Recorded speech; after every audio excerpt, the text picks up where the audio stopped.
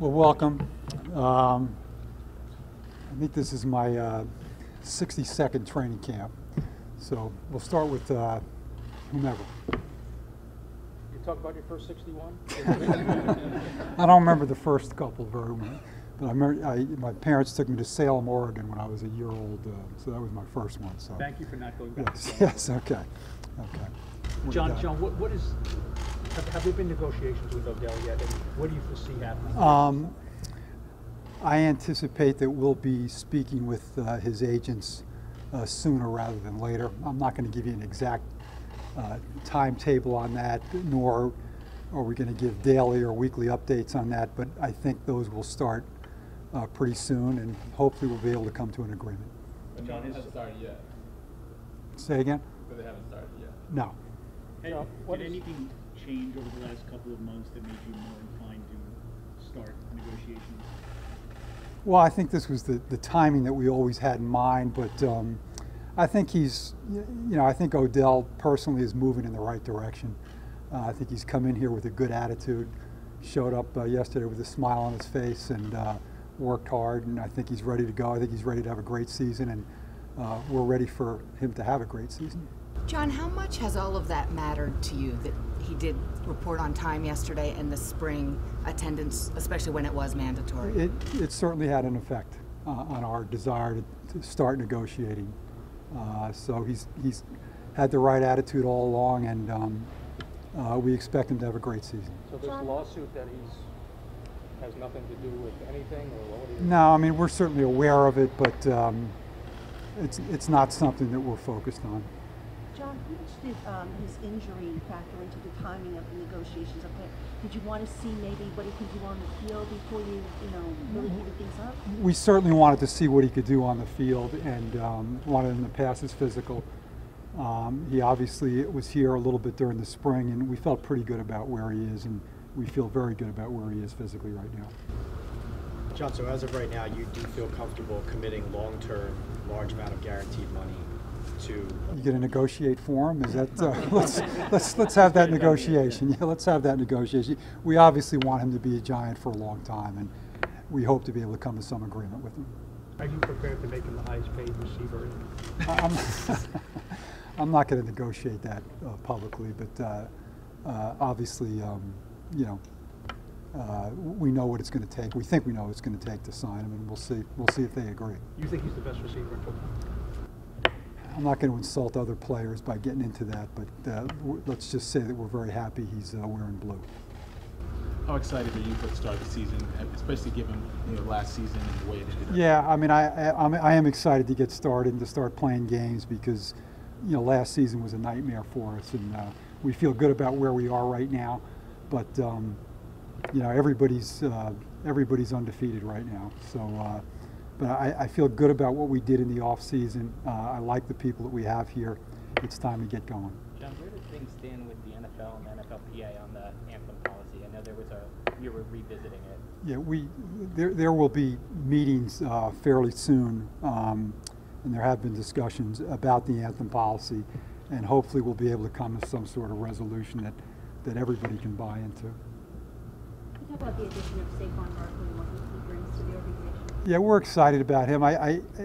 He obviously has unlimited physical skills. He's a real fine young man as well. I think he adds a completely different dimension that maybe we haven't had in our offense for quite some time. I do get a little nervous about all the hype since he hasn't played it down yet, but I think he's capable of living up to it, and he's very mature beyond his years, I think. So we're obviously very excited about him. Can you talk about Dave and how he's battled this cancer? Dave is doing great. I mean, it was reported yesterday, I think, that he's in remission. He was in the office yesterday, actually. I think he will be in later this afternoon, but he's doing well. I don't think I've ever been around a more upbeat person in my life, particularly going through what he's going through. But he is very optimistic about his recovery and about his ability to work this year, and we're very excited about that. It's the best news we've had in a long time. He spoke to the team last night.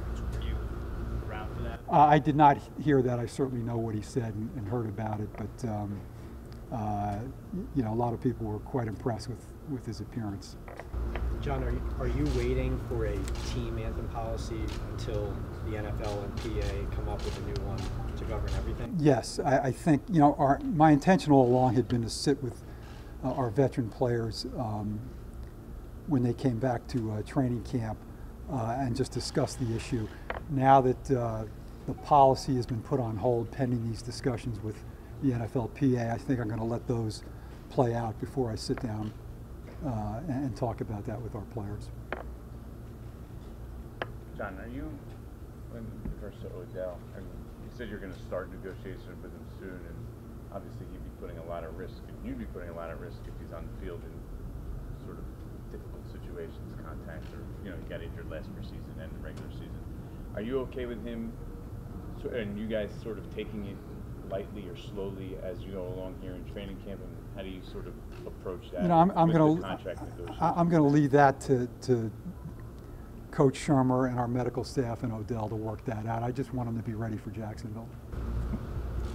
John, when you mentioned the anthem and meeting with players, would Olivier Vernon be one of those players considering his last season? I'm not sure. I believe it'll be players that are on the executive council of the union.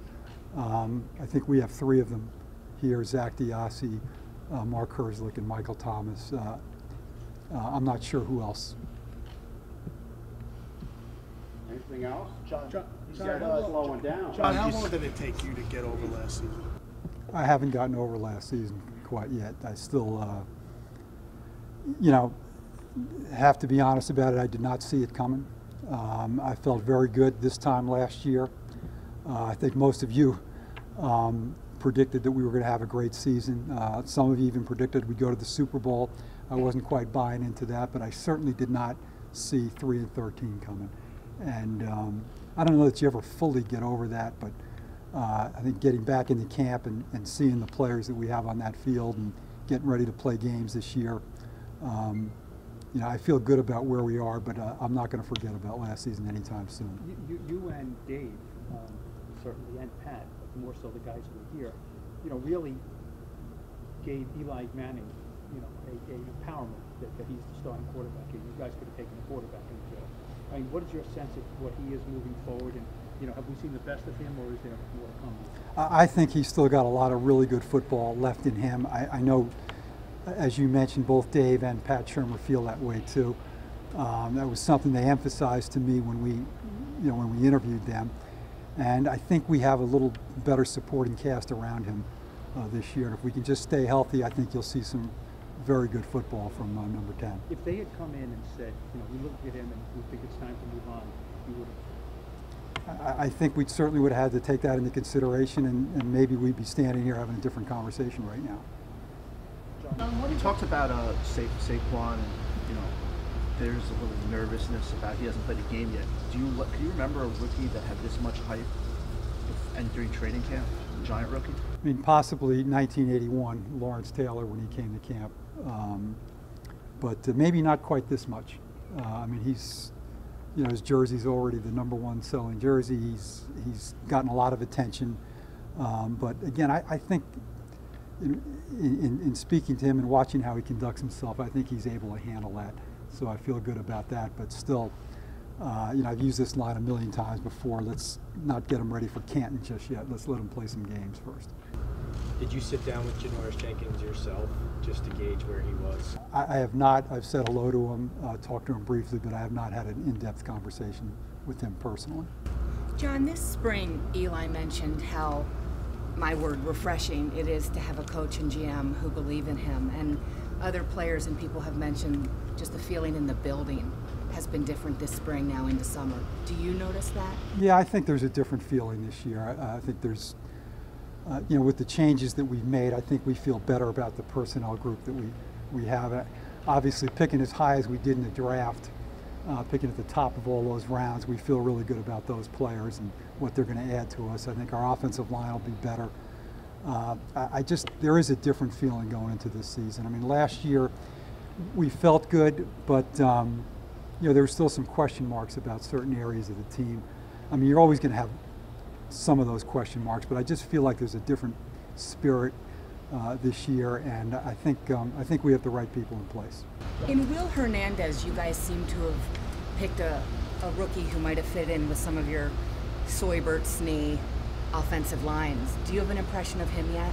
I think you know, you said it very well. I think that's kind of what we were looking for. And I think that's really something that we have missed for a long time. Or when we had that success in 07 and 11, it was a tough, prideful group of offensive linemen that hung out together, that really cared about whether we won or lost, and really set the tone for the rest of the team. And they were the toughest guys that we had on the team. And I think we kind of got away from that, to be honest with you. And I think in Will Hernandez, we see that type of personality. Now, again, he hasn't played it down, but certainly we like what we've seen so far. John, with the emphasis on offensive line and running back this offseason, is this you guys going back to a little bit of where you guys have had your success after trying the new age offensive stuff? I think, I'm not sure it's a case of that. I do think this, though. I think, the issues that we've had on the offensive line over the last few years have been pretty obvious. And, one of the first things that Dave Gettleman said to me in his interview, and also Pat Shermer, was, they emphasize the importance of having a strong offensive line and making that a priority. And it's sort of what I needed to hear, to be honest with you, because it's something that I believed in as well. And I think it had to be a point of emphasis for us this past offseason. John, you had a strong conviction about who you were getting in Pat Shermer, the head coach. Going into training camp, you've watched him closely. What have you seen as a matchup with what you expected, and what are your impressions? I mean, so far so good. Again, it's the first full day of training camp, but I like his command on the field. I like his demeanor. He was great to work with throughout the draft, throughout free agency. Fits in very well. He's mature. He's done it before. I think he realizes the issues that he had in Cleveland and the mistakes he made, what he would have done differently. I think he's ready to become a very successful head coach. John, it's been a while since you've had a defending Super Bowl champion other than yourselves in the division. Does that change anything? Does that change the approach at all, or just the anticipation? I don't think so. I don't think so, Tom. We're coming off of 3-13. We can't be concerned about that. We've got to build our own team, get back to the playoffs, and then see what happens. We'll take two more, Mr. Mayor, if that's all right with you. We made some other changes to the front office, and like Kevin Abrams got a new title and stuff. Just where does he stand in your front office? Seems like he's a guy you must think highly of. Yeah, I mean, he's always been an invaluable part of this organization. He handles all our contract negotiations, does some scouting for us. It's just a very stable voice to have back there. Stepped in very ably last year at the end of the season, and he's very important to us. John, in an interview with the Post, Ben McAdoo said he thinks Nate Solder will help, but isn't sure he's a very good player. Do you have a reaction to that in any respect? No, I mean, I agree with the first part of that statement. I certainly think he's going to help, and obviously, given the contract we gave him, we do think he's a very good player. Did you notice those remarks? I did notice him. I spoke to Ben myself.